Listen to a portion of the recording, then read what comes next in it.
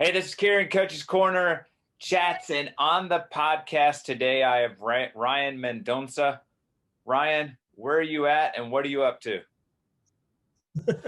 Well, I think you had to talk to my brother, a few weeks ago. So, located in Windsor, Ontario. I actually personally live just outside of Windsor in Tecumseh, Ontario. My wife and I just bought our first house together out here. So, about 10-15 minute drive from university. So it keeps me close to home. And what am I up to? Well, I work, luckily, full-time in football. So I get to have a balance between, the University of Windsor, where I'm the men's, soccer coach there. And I'm the sporting director of a club, Tecumseh Soccer Club, or a high performance club in Ontario. So, a year into the pandemic, I've learned a lot more about health and safety and logistics and mitigating risk and all those things I never thought I would, but happy to be back out on the field right now. And the sun is shining. The sun was shining this weekend. So it's, exciting to be out there. And how long have you been the head coach there at Windsor? So this is year 3. I've been 2 seasons and a pandemic is how long I've been there. So, so this is my 3rd year, finishing my 3rd year, going into my 4th. Do you feel like now, getting into that 3rd, 4th year, that you're starting to find your niche and kind of build the program that you want there at Windsor? Yeah. So when we came in, I got hired late in the cycle. Meaning like in April, meaning my recruiting class was kind of already in. One of my first tasks was to call every recruit and to make sure we retain them, getting an understanding of, what was promised to them, be a scholarship over their expectations. Luckily, I think part of my role or reason why I was an advantage, why I got the hire or why they sought me out at that time was because I had a connection with a lot of the men's youth in the city, and I knew a lot of the players incoming, and they knew me, or if they hadn't been coached by me, of me, I guess would be the best way to say it. But yeah, like 3-step plan. It was, first year was change the way we think. Second year was change the way we act. And then this year was about change the way we play. Unfortunately, we didn't get to change the way we play. We didn't play, and training's been a start and stop. But I really think we've gained a good grasp of where we want to be foundation wise for the culture of our program. I think there's steps forward we have to take in terms of compete level and where we see our championship vision at. But we all understand our starting point now. So we're at a better place to take steps forward together, I think, players and staff. So for that first step, that initial year, what were some of the things that you wanted to make sure that you put into place for your program? I mean, the number one thing I started with was just, was about listening. The number one step that I think the most valuable piece of advice I ever read or take was, and it's not, I have to remind myself of this sometimes, is be the last to speak in a room or in a group. That sometimes you can learn a lot more from listening, and not only to what people say, but how they say it or how they interact, and how people are jockeying social status or they're going after the hierarchy in a conversation, and the wisest people in the room oftentimes speak last. So, not that I'm the wisest, but I could try to act like the wisest and speak last. So I think it was listening to alumni that I knew from the program and the current players about what they want and where their goals are. The first thing I did was my first act as head coach was in our first meeting was did a lot of small group sessions and brought on what we saw as what we thought our goals should be for the summer, what we thought our needs, wants, and desires were for preseason, during season, and postseason. And I do a lot of group exercises like that, like you would do at like a workshop or a coaching workshop. I just steal right from there because I find them insightful. Break into groups of 5, discuss it, put it on a flip chart paper, come back, and we put it up on the board and they present, and share your ideas with the group. So we did that, and I took notes based on that. And you'd be surprised at how little athletes want, or the things they want. They're not asking for private jets to fly around. The little team dynamics they want, or where they see gaps are. It's like listening was big. And then in that meeting, the number one thing I did was we started our Lancer men's soccer book club. So we started reading the Culture Code by Daniel Coyle. I don't know if you're familiar with that, Yes, but I am. he wrote the Talent Code. And Yep. I felt like, or they felt like, before I was hired, the culture was a little bit broken. And actually the person they hired before me got brought in because he was a little bit more old school disciplinarian approach to culture than me. I'm a little bit longer term, different approach, a little bit more like softer side of things, like a little bit more man management. I'll be a little bit more patient. I want the payoff in the long term. I'll eat shit, so to speak, in the short term sometimes, to work through a problem. My ego is oftentimes at the far back of a situation, and I have thick skin, so I'm willing to work through things. So, yeah, we started reading the Culture Code, which was like, I didn't even understand what I was doing when I did it. But think about this: if you have a group of 25 or 30 men, and you put them in groups of 5, and have them talk about the way successful organizations are running culture, and have them learn, the added benefit of this is you start seeing that their cooperative behaviors in the groups start reflecting what they're reading. So I started to get like a multi-level layer of learning and really laying the groundwork for the culture. And actually, because we've had so many players now come in that are, didn't experience that this year on the roster, our leaders suggested that maybe we do that again, do a refresher course on the Culture Code, and make it mandatory reading. Then after that, we did the same with Legacy, the book about the All Blacks. And then we have our leaders have some different books. So we do the same thing. And it's, again, I just looked at like that, I always use the phrase like the Mr. Miyagi terms of like ways of, how you can teach them something without thinking they're learning it. It's like, so that. So the biggest thing was we sat with our men first was, and I know it sounds cliche, was like showing vulnerability and opening up within our program. And in order to do that, it was redefining toughness. Toughness is the ability to, share or open up when you're suffering. Toughness isn't the ability to like retaliate on the field or to whine to the ref. Toughness is the ability to play through it. What toughness is the ability to stand up for your teammate, even though maybe off the field you've been having some beef.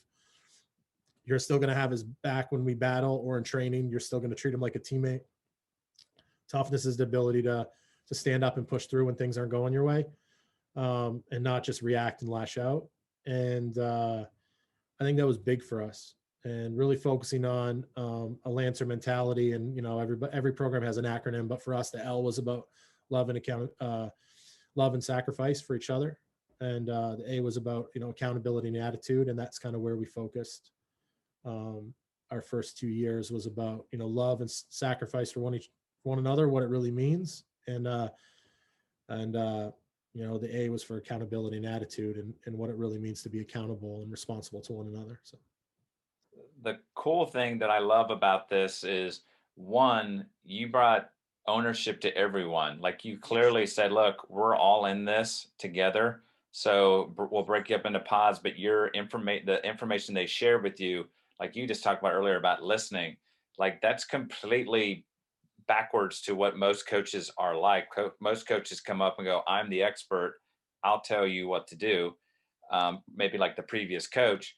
And we don't get as much input. Like you said, the kids aren't looking for a whole lot, but they are looking for being respected by their coach, and their needs being met. And the other thing that I love about this is, I haven't heard anything about we had to fix their tactics, or we had to fix their technical, or this was, and this is something I learned with my first year of high school this past fall, was when I first started was going, oh, we're going to play this formation, we're going to do this, we're going to bet out of the back. And then when I got into the mix, I was like, oh, that's not even like anywhere close. That's like a small snippet of what I need to take care of. there's so much relationship building and all that type of stuff.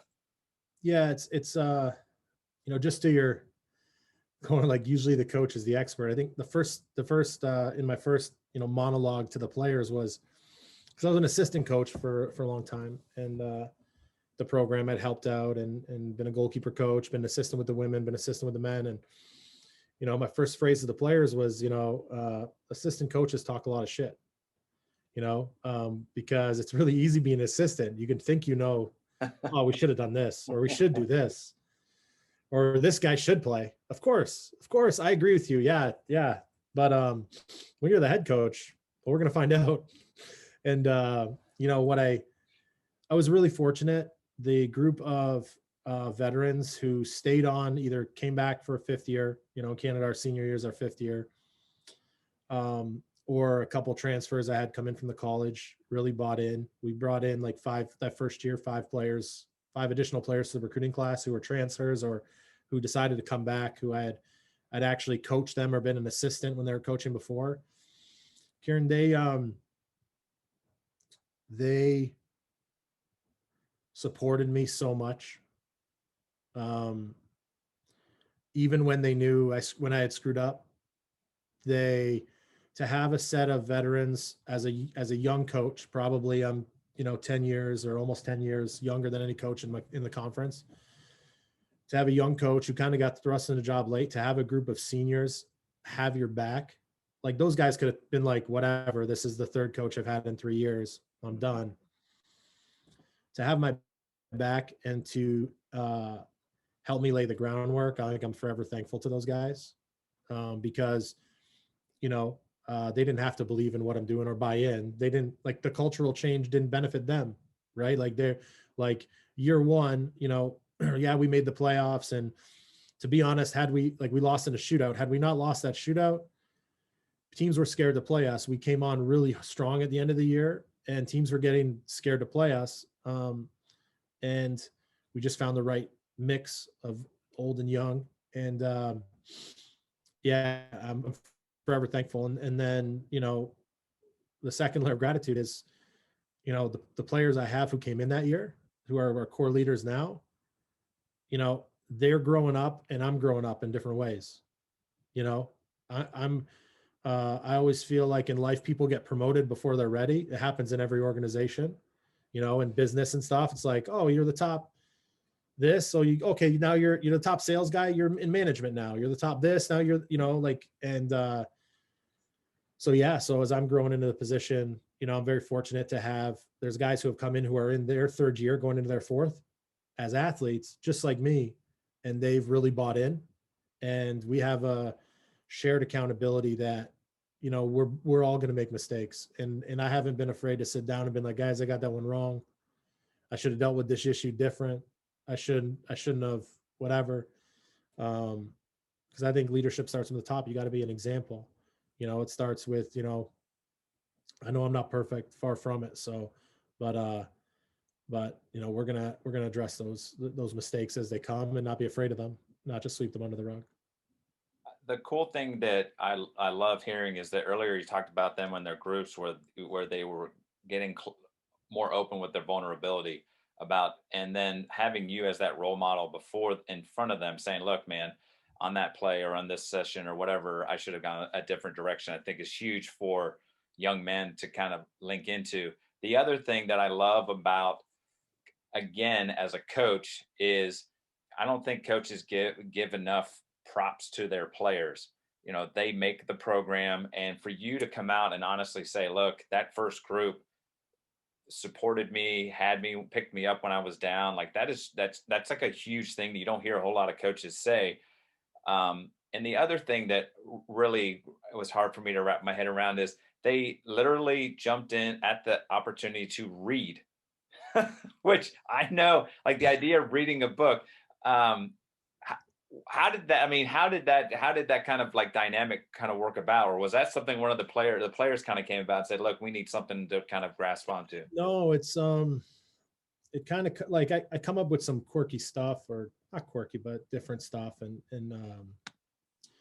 you know, it just came to me one time.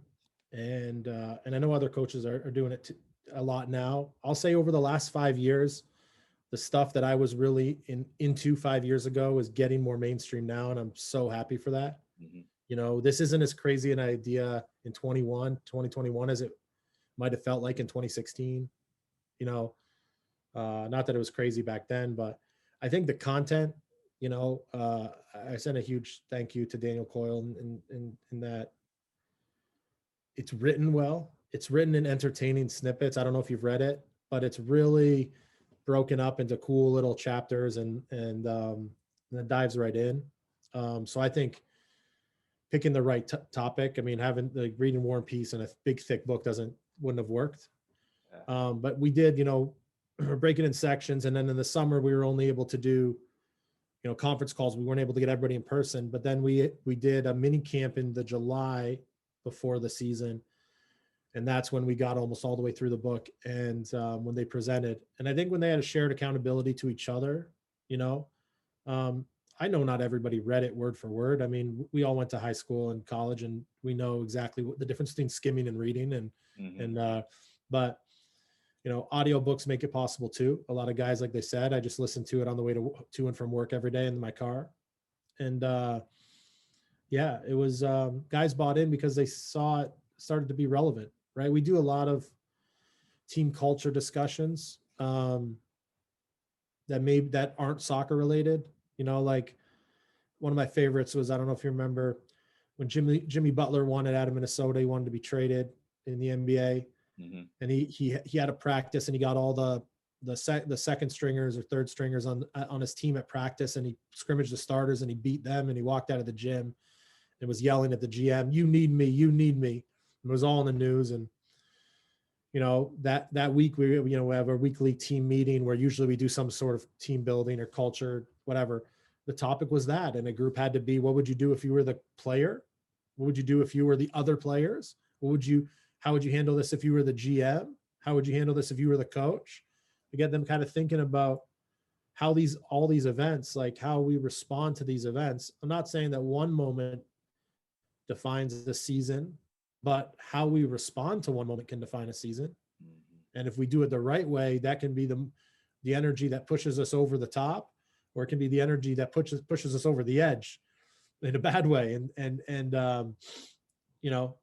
got to keep that in mind. And when our moment comes, or when the opportunity comes, hopefully we're able to think it through and attack it together in a good way. How did you see, so everybody hears like the culture building and all this like good stuff and guys are buying in. How did you see that impacting what was going on the field? Well, I mean, the first year was tough. I'll be honest. If there was one way to describe a lot of the players, a lot of the seniors we had our first year, would have been ego. Past reports on those guys would have been like hard to coach, hard to talk to. And so people didn't think, especially some of the guys that had to stay back a senior year, like they said, he's got nothing to play for. Why would he, it's going to be dangerous bringing in that transfer from the college. He's going to be, so I had to mix all these hot tempers in together. And it really helped because, during the week, the talk was about these issues, and it really kind of, again, got the focus off the incident on field, but then they started to see how it was applicable on field. One thing we did, for example, was our first road trip. We did our game. We had the players do the game analysis of their games. We always do analysis of the opponent, but in year one, we didn't do any analysis, an abundance of analysis of ourselves. Because I think it's really tough in a short season, unless there's a significant issue. A lot of times game film of past games is just highlighting people's mistakes and then dwelling on them. And in men's and women's soccer, I mean, I coach girls soccer at a youth level and have assisted with the women. Highlighting people's mistakes doesn't frequently go well unless we have the trust to discuss how to fix them. So we actually had them do their own film analysis, and you watch these guys try to navigate around not hammering someone for their mistakes. Because in the heat of the moment, it's easy to blame someone on the field, right? Mm-hmm.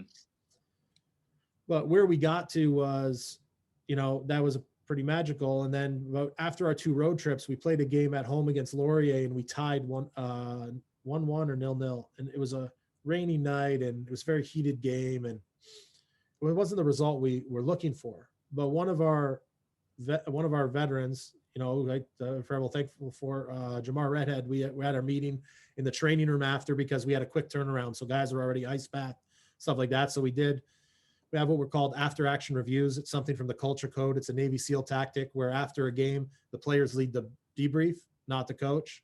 So it's a Navy SEAL tactic where they talk about what happened in battle. It's called AAR, after action review.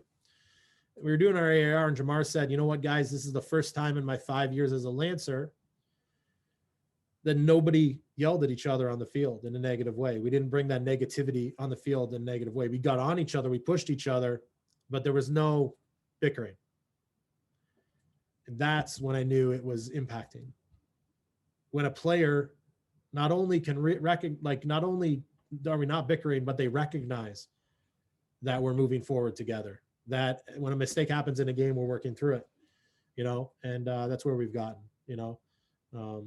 Some would argue right now maybe we're too nice of a culture, but I'd rather be starting here than when we were 3 years ago. And because I don't think it's too nice we have a culture. I just think we're right now a little bit naive on the compete level we need now. That's going to be required to take the next step. So the one thing that I love about this too is it seems like everybody that is all the people that have ownership in this, from players to staff, um, all know that this is a process that we're building towards something. So it's not because we battle this nowadays with all I got to do is click one button on my phone and I have instant access to whatever. So is patience one of those things that you have to continually just kind of like, even for yourself and for your players, keep repeat like, look, we're building towards something. And I think the fact that you said earlier is so big for like seniors and those that know maybe I'm not going to reap the benefits now, but I know that in 4 or 5 years down the road, you're going to comment back to how great that group was, that first group that came through, and how they were kind of an impetus for where you're at. Yeah, I think that I think you have to separate success from the result. So I think, and the reason I've focused so much on that, if you help the athletes do that, you can help them achieve success. So somebody told me that before I took this job, when I was asking my mentors who coach at universities around the US, and I won't say who said this one, but he said, Ryan, unless you're prepared to lose every game, don't take the job. You know, because I kind of thought that this wasn't job going to become available. So I'd kind of said, unless you're prepared to lose every game, and then if you lose every game, what defines success for you? I was like, ooh, and that sent me down a rabbit hole one weekend, right? Because that's a question. Wow. Okay. And then, then you start thinking about, I could be here 25 years and never win a championship. I mean, I could do a really good job. I could never, only one guy gets to win. Historically, Windsor hasn't won in the last 25 years. So what am I gonna, like, how self-centered is it to think that I'm the guy in the next 25 years to win? Now I'm going to put this so people don't think I'm also the guy that is not allowed to play games at family events because I'm too competitive. So when I come to culture building, I start from a point of too competitive and I go with this thing, and this is what's success if I don't ever win. And that just drives me crazy. And I think that being able to define success for the players and getting them to understand how we can have a good performance and lose, and how we can have a bad performance and win, and be focusing on working towards positive performance in training every day and in game. I mean, I would say training becomes more of our focus. The game is just kind of part of our process. When you start doing that, I think that's what's helped us. Also, we've done a lot of journaling as a group, which helps you put players in the moment. So something you have to be really not into, but we bring on the road trip, you bring your uniforms, your equipment, your balls, whatever. Men's soccer has a bag of our journals. Everybody has their own personal journal. And sometimes journals are really simple. Like, we usually do 2 a week during practice, and then we either do a reflective journal after the game or one before. I never overload them with both, because then you're journaling 4 times on the weekend. It just becomes too much. Sometimes it's like, what are your 3 goals for today? But sometimes it's like, what was the most painful moment in your life? So sometimes we dig deep and we ask our players who wants to share at the end of the journaling. So we practice at 6:30 in the morning, which I love because it's like us against the world, silent, peaceful, no social media, your phone's not going, right? Like nothing like that, like, and um, more and more guys feel comfortable sharing. And you'll see our veterans be a lot more comfortable sharing and set the standard with what are the things I'm afraid of? What are the things I aspire to be? Who's my hero in life? Um, when did I feel let down? How can I help pick each other up? Those things are kind of what laid the foundation for our culture. And those are the things during the pandemic that we've missed probably as a culture, is those moments, and because that was our momentum. We had like a tidal wave of positive momentum off the field. And I think our guys are kind of clamoring and craving that right now. The one thing that I absolutely love is how many eh, opportunities you allow the players to have where they get to just kind of let emotions out or feelings or almost like decisions or react. Like you said, how do we react to an obstacle? Like it's going to occur in a game, if a ref call or a hard foul by the other team or something, how do we react? And I think it's important, it sounds like, that if they have already gone through and thought about it, then you have a better idea when the actual thing occurs, what to deal with. And I think the other thing that's so cool that's making me think, like with my high school group, is finding ways for kids to communicate or players to communicate. Because a lot of them aren't big on talking on the phone, and even it's hard even with the text, as you lose the emotion and whatever. Do you read the players' journals, or is it kind of their thing? And then if they're comfortable, they present it, and that's their opportunity to So we get have a out we have there. we have a sticker system. Um, you know, thank God for my wife. She went to the when I got all the journals, I'm like, I thought, oh man, how am I gonna? So we just have green. I can read their journal at any time. Yellow, I have to ask. Red, no reading. So they keep it on the outside of their journal. The stickers are in our journal bag. So anytime we went too deep and the guy doesn't want us reading theirs, that's okay. Um, when there is a red sticker, I make note of that, because that means we went somewhere that is probably somewhere that this person either needs to bury deeper or we need to untie that knot eventually. Um, and but if we're having success, players will feel comfortable sharing their moments. I've shared my most vulnerable moments with my teammates.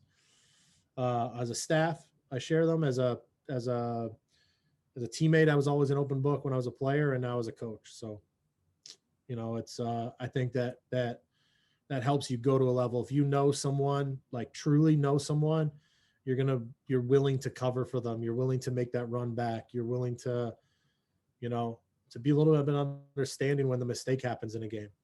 When they're a person, if you just look at them as the guy who plays attacking mid and he didn't get you the ball, then maybe you're going to get frustrated. But if you're looking at it as a human being and teammate that didn't, maybe you understand he's a human just like you, and you got to work through it, and you got to find a way to be better next time.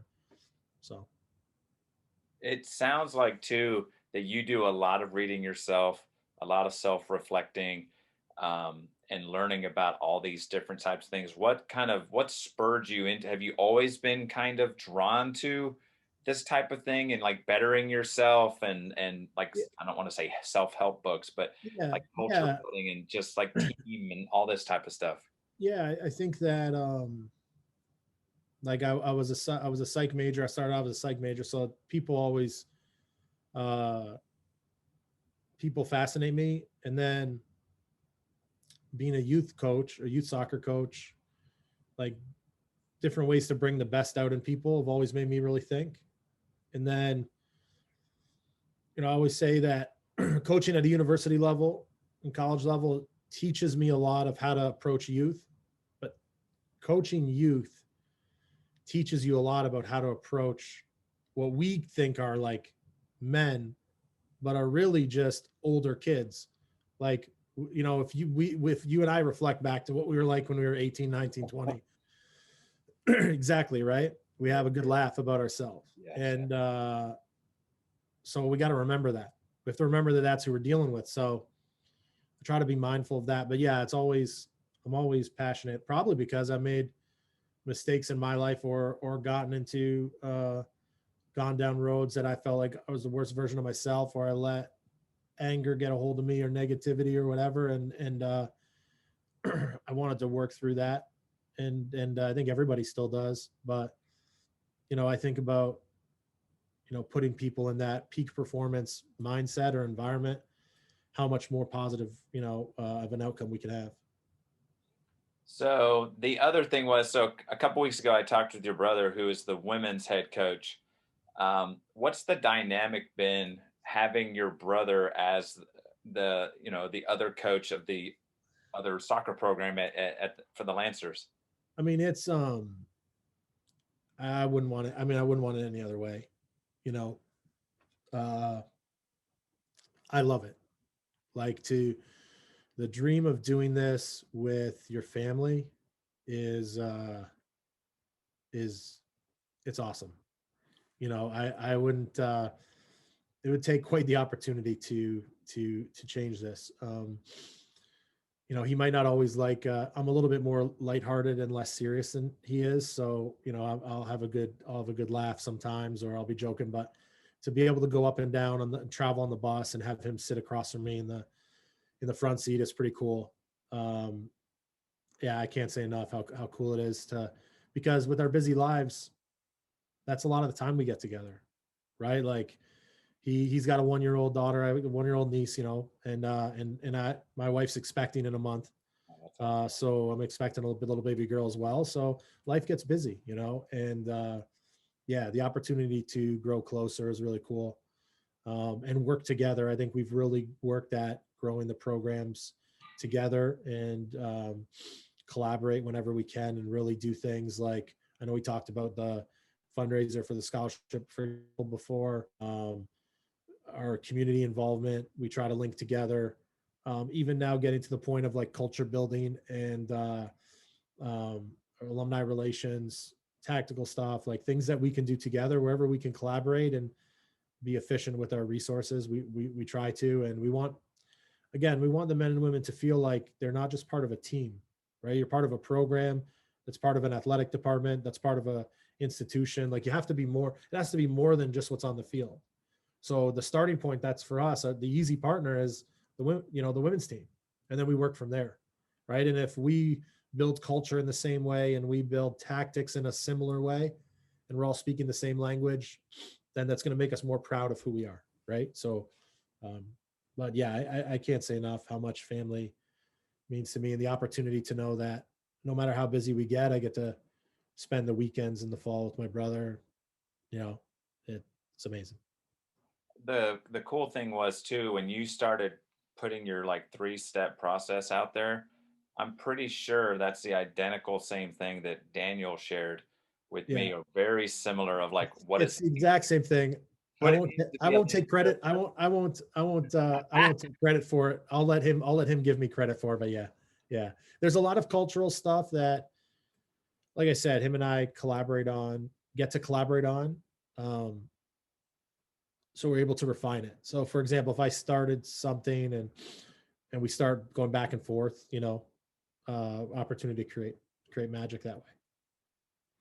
Has this always been kind of your relationship, or has this kind of evolved through like going into coaching, and now that you've got family and and it's growing and you're becoming parents and all that, is that kind of made it, or as kids were you the same way? No, I think we had three brothers. We have a youngest brother, Alex, who may be the best coach of us all. He's in coaching in soccer. To be honest, like, I'm probably, if I were to rate us as coaches, I'm probably be third. I probably have a really deep understanding of or deep passion. I don't want to say understanding, because I don't know if anybody can ever understand people, but a deep passion for understanding people. And I think that Daniel is probably deep understanding of tactics, like loves that part of the game. And Alex has the youngest brother probably has both. So he's not a full time in soccer, but it's funny that I'm the one who's full time in football. And that's a blessing. I'm really grateful Mhm. for the opportunity. And you know, um, it's really cool. But yeah, like I know Daniel touched on it. Over 3 years ago, we lost our father, suddenly, and so families become even more important to us. Um, you know, Maybe 4 years ago, I maybe thought about leaving the Windsor area uh, and pursuing soccer elsewhere. And that moment probably changed everything for me. I don't think me being the oldest, I just think I would never want to leave my mom. So I always want to be here for her. So, 6 months after my dad passed, this job fell into my lap, and all of a sudden now I have the opportunity to, instead of just being a club coach trying to make a go of life, to be able to, between club and this, have a career in footy, and you know had met my wife, and get married and start a family, and things kind of work out in a magical way. And like I said, if somebody tried to tell me that my dad from up there didn't get me this job, that we'd have to have a big argument. And I'm not a religious guy. I just think that sometimes things work out a certain way. And yeah, so the freedom to do that, and work with our family. And now my mom gets to come to every game because the women play before the men, so she's able to come and catch both of our games. And Mhm. our wives get to come and be there, and our kids will get to come and be there, and together, keeping that family together is huge. So With what would the dynamic be if the three of you were on the same staff? Do you think that would work, or is it too much of like, no? so yeah, I'm I'm gonna say that for me it'd be no problem. Like I'm willing to pick up cones and put down cones for anyone. Daniel's the middle child, so he's the most sensitive. So we got to. He'd have to be the head coach, because I don't think it'd work. I don't think it'd work if I was the head coach. So I would just be. I would be the guy whose job to keep everybody happy, and I'd let Daniel and Alex work things out. Yeah, I think. No, I think it'd be quite it'd be a dream, Kieran. Honestly, but in saying that, I'll say that the one thing that makes the men's program great right now is the staff I have. Uh, we talked a lot about like knowing your weaknesses and stuff, and you know taking on people and the staff, through James, through Shane, through Kyle, through our training staff, is able to make my job very easy. So James' breakdown of tactical analysis of ours and the opponents feels, that's what he's passionate about. Shane links technical ability to physiology. He kind of has the ability to be a trainer and stuff like that. Kyle works with our goalkeepers, bringing on latent species price to work on our attackers. So I'm lucky I have a phenomenal staff, so I'm good, and it kind of makes my job easy. I just have to be okay. I just have to not screw it up. That's kind of my role. My Don't role. get in the But way, but coach. yeah, I always said that I'd love to coach with Daniel one day, in some form one day. I think we will, but for right now, it's this is great because the coach and the director of soccer before us, Steve Hart, there was Steve Vanini coached for a year in the men's program before, but Steve Hart's kind of left his legacy on the program, took Windsor from a very small, um, OUA soccer wasn't huge. I'd say more comparable with like a smaller NAIA school, to now I'd say is getting bigger. I'd be more comparable to like a D2. Like we go play against D1 schools, like mid majors and stuff. Uh, he took it to a new level and laid the groundwork for us. And now it's, you know, my brother and I to try to take this program from good to great and make the gains and gaps in where we are. I think we finish, middle of the pack all too often. I think we want to see ourselves during in the top three of the conference more often than not. Instead of just like once a cycle, we want to be there on a regular basis. So And for you to get there, you said the one thing you've mentioned is now we have to learn that next level of what competitiveness looks like. Is that just through like increased intensity and training, or is that just playing better, more like a maybe a stronger schedule? Even though it sounds like you're playing some quality teams that are at a high level, Yeah. how do you build in that competitiveness, that ability? Because I even learned it this year. Like it's great to be in games, but there's a different level of mentality that it takes to actually get the results. Yeah. So I think for us, you know, we got to reflect and look at how we got all the things in that you wanted to already. So how did you get in the love and vulnerability and everything in our program? We layered it in with consistency and behavior, consistency and translating those values into actions. So if compete level is now going to be one of our values, and it is as we work through our mentality, that's kind of where we are now. It's just what was happening before is competitiveness was getting jammed into a broken culture, and that's when you get too much of like infighting, right? Now when a teammate goes at confront somebody, they can do it in a way that is honest, and there's a like player will receive that. So an honest compete level at training has to become a habit now. Winning has to be, something we want. I'll give you an example of an internal conflict right now. So, in practice, most teams have the losers run. We're going to play 4v4, losers do some sprints. But our leaders in year one instituted the policy that if one person runs, we all run.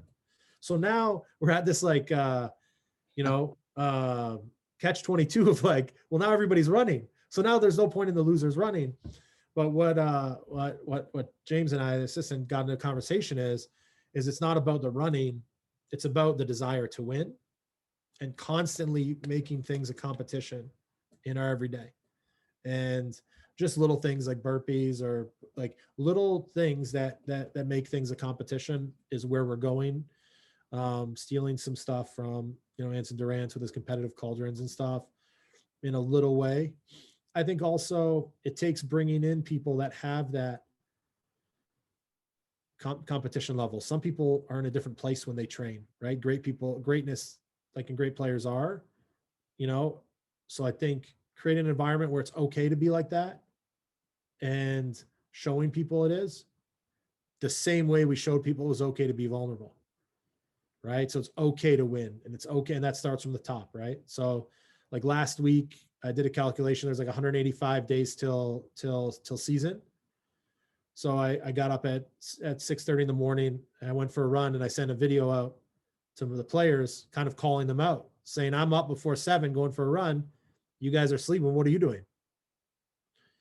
And then throughout the week, all of a sudden our guys started taking the reign, going up, because we were doing that fundraiser. But so kind of needs to, sometimes you got to lead by example, and you got to show guys where before it was the example of vulnerability that I had to maybe show to show them it's okay in a quiet way, not being like it's okay to show but like slowly, right? Instead of me telling them on Sunday night to go for a run tomorrow, I didn't need to do that. I just needed to post a video of myself, out of shape and overweight going for a run while they're sleeping. And the first thing they wake up to in our WhatsApp group chat is coach was out for a run this morning in the cold, basically calling us out, saying there's 185 days till training and he's up running and we're doing nothing. Right. So, yeah. So it sounds like you have an awesome staff put together. Um, was that some like leftover from the previous regime, or is that something that came about? Because I'm assuming that you had similar conversations that you're having with the players with them of like, hey, here's how we need to like, here's my 3-step kind of program building, and here's like we're not just rocking and rolling with the thing. And I think it's cool that you have guys that seem to um, complement you really well. So you love the culture, you love building kids up, and you're like all that. And but you have a guy that's very like he loves tactics, and this one loves the technical, and this. It sounds like a perfect mesh of coaches.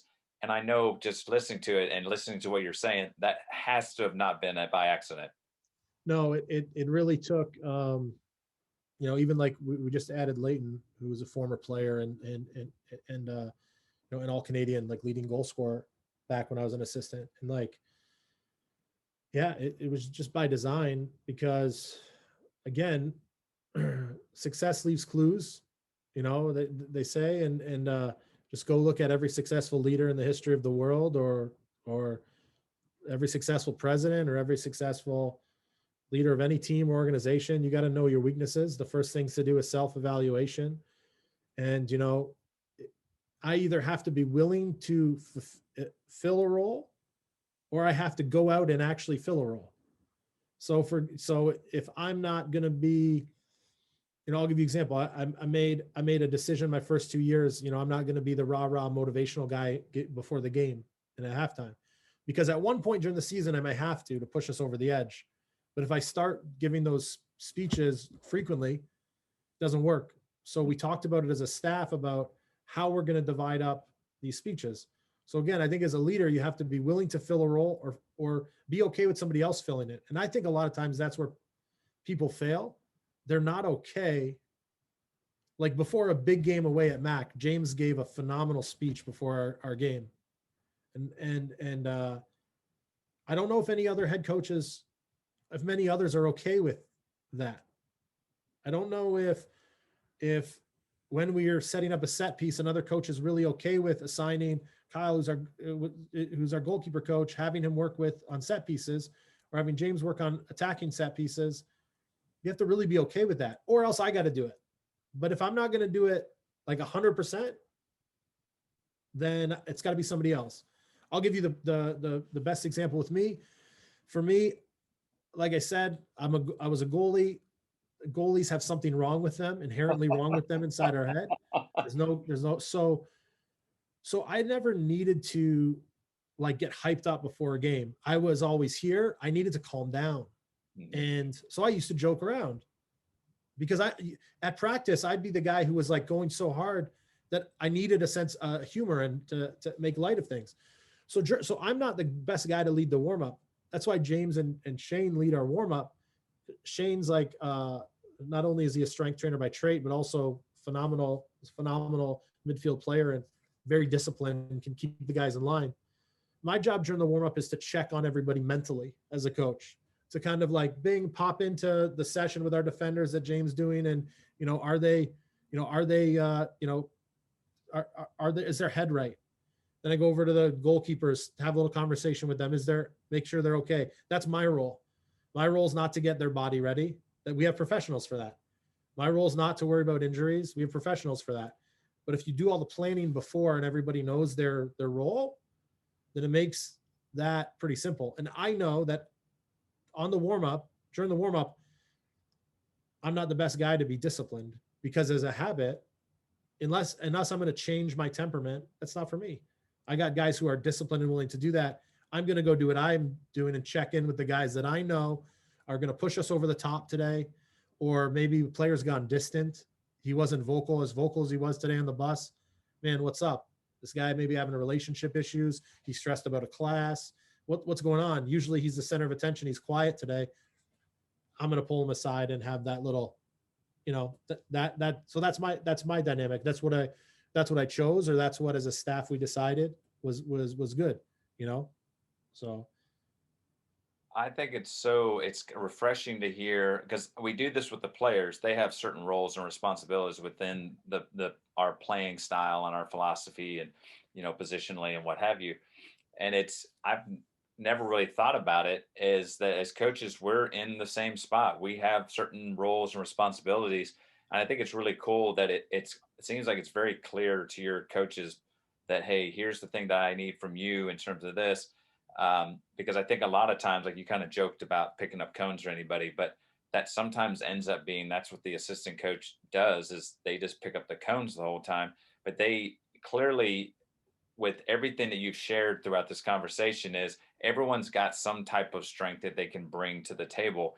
And you are open enough to like, hey, I'm going to allow James to bring what he is very good at, and I'm going to let that rock and roll, and I'm going to stay the heck out of the way. Yeah. I think that's crucial. And you go to picking up cones. One thing we got, like, the second thing after the book club, I got rid of rookie duties with our program. Mhm. Um, that was advice from Nate Norman. I don't know if you know him. He used to coach at Western Mish. Now he coaches the women at Notre Dame. And I took that straight from him, that I didn't need rookie duties. I just needed guys. I just needed this to be done. So I don't care how it's divvied up. The whole point is sometimes everybody's got to pick up cones, and sometimes everybody's got to pick up this, and nobody's bigger than anything. If there's water bottles need to be picked up, we pick them up. If like that's just what we do. We just don't leave it, you know. Um, and that was reinforced kind of by the sweep the sheds, Monteith in the book about the All Blacks. But yeah, for us, um, never too big or too small. If it's if somebody else can do it better, and I think that's, yeah, it comes down to knowing your strengths and weaknesses, and being okay with that, and knowing that at this point, like I think Daniel referenced, like, yeah, there's some times where I'll even bring him in for tactical stuff because I know that maybe I'm too close.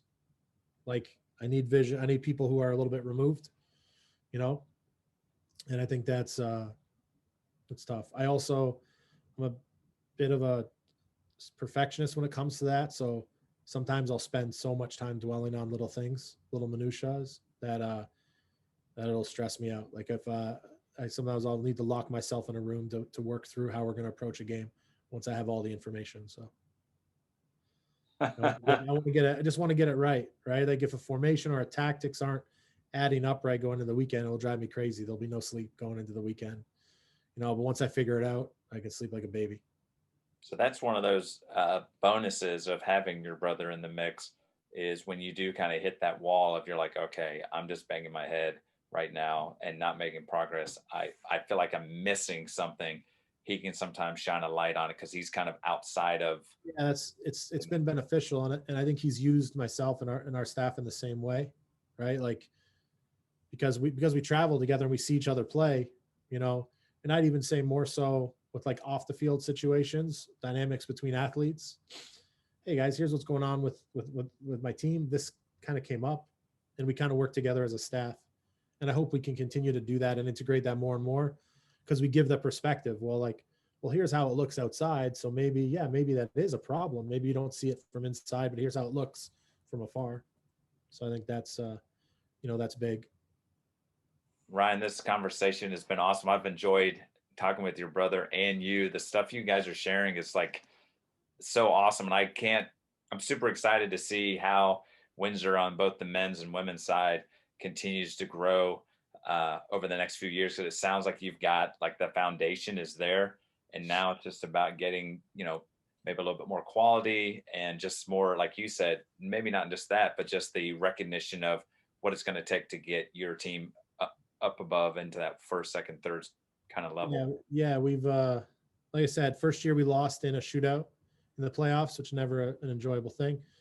Last year we lost in the 120th minute, a penalty called in the last 30 seconds of extra time.